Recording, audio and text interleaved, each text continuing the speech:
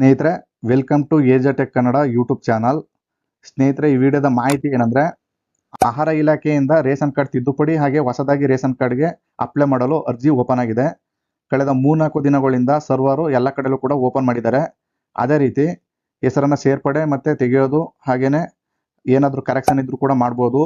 ಅದಲ್ದೇ ಹೊಸದಾಗೂ ಕೂಡ ರೇಷನ್ ಕಾರ್ಡ್ಗೆ ಅಪ್ಲೈನ ಮಾಡ್ಬೋದು. ಹೊಸದಾಗಿ ಅಪ್ಲೈ ಮಾಡ್ತಕ್ಕಂಥ ಯಾರ್ಯಾರು ಇದ್ದೀರಾ ಅವರೆಲ್ಲ ಈ ವಿಡಿಯೋನ ಸ್ಕಿಪ್ ಮಾಡ್ದೇ ಕೊನೆ ತನಕ ನೋಡಿ.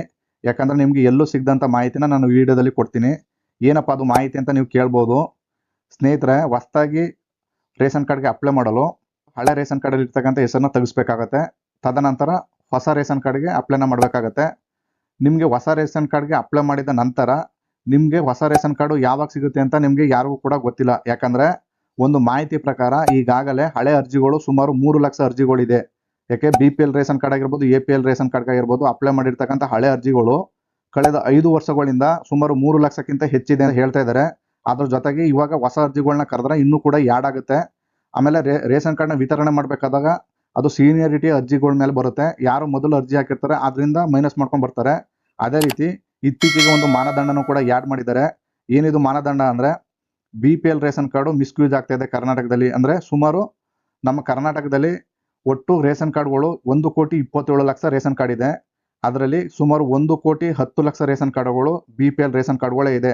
ಅಂದರೆ ಕರ್ನಾಟಕದ ಜನಸಂಖ್ಯೆಗೆ ಹೋಲಿಸಿದರೆ ರೇಷನ್ ಕಾರ್ಡ್ಗಳ ಸಂಖ್ಯೆ 20% ರೇಷನ್ ಕಾರ್ಡ್ ಜಾಸ್ತಿ ಇದೆ ಅಂತ ಆಲ್ರೆಡಿ ಒಂದು ಮಾಹಿತಿನೂ ಕೂಡ ರಾಜ್ಯ ಸರ್ಕಾರಕ್ಕೆ ಸಿಕ್ಕಿದೆ. ಅದಕ್ಕೋಸ್ಕರನೇ ಸರ್ಕಾರ ಇಲ್ಲಿ ತನಕ ಮೀನಮೇಷ ಎಣಿಸಿ ಇಲ್ಲಿ ತನಕ ಸರ್ವರ್ಗಳನ್ನ ಓಪನ್ ಮಾಡಿರಲಿಲ್ಲ. ಇವಾಗ ಅರ್ಜೆಂಟ್ ಎಮರ್ಜೆನ್ಸಿಗೋಸ್ಕರ ಓಪನ್ ಮಾಡಿದ್ದಾರೆ. ಅದರಲ್ಲಿ ಕೆಲವರು ಇನ್ನೂ ಕೂಡ ರೇಷನ್ ಕಾರ್ಡ್ಗೆ ಸೇರಿಸುವಂಥವ್ರು ಇರ್ಬೋದು.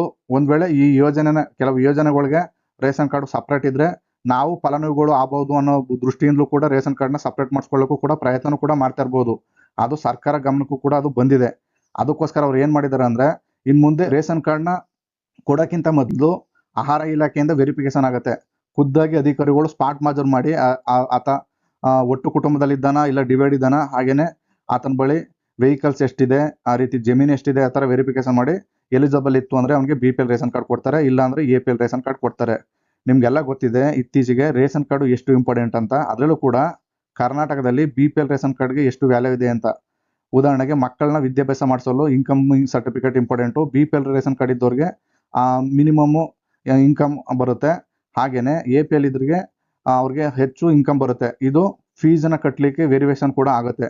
ಅದೇ ರೀತಿ ವೈದ್ಯಕೀಯ ಸೌಲಭ್ಯನ ಪಡ್ಕೊಳ್ಳಿಕ್ಕೆ ಯಾವುದೇ ಗೌರ್ಮೆಂಟ್ ಹಾಸ್ಪಿಟಲ್ಗಳಲ್ಲಿ ಸುಮಾರು 5 ಲಕ್ಷ ಗಂಟ ಉಚಿತ ಚಿಕಿತ್ಸೆ ಸಿಗುತ್ತೆ. ಅದ್ರ ಜೊತೆಗೆ ಸರ್ಕಾರದ ಯೋಜನೆಗಳಾದಂಥ ಅನ್ನಭಾಗ್ಯ ಸ್ಕೀಮ್ ಆಗಿರ್ಬೋದು, ಹಾಗೆ ತುಂಬ ಯೋಜನೆಗಳ ಲಾಭನ ಪಡ್ಕೊಳ್ಳಿಕ್ಕೋಸ್ಕರ ರೇಷನ್ ಕಾರ್ಡು, ಅದರಲ್ಲೂ ಕೂಡ ಕರ್ನಾಟಕದಲ್ಲಿ ಇದು ಅಷ್ಟು ಇಂಪಾರ್ಟೆಂಟು.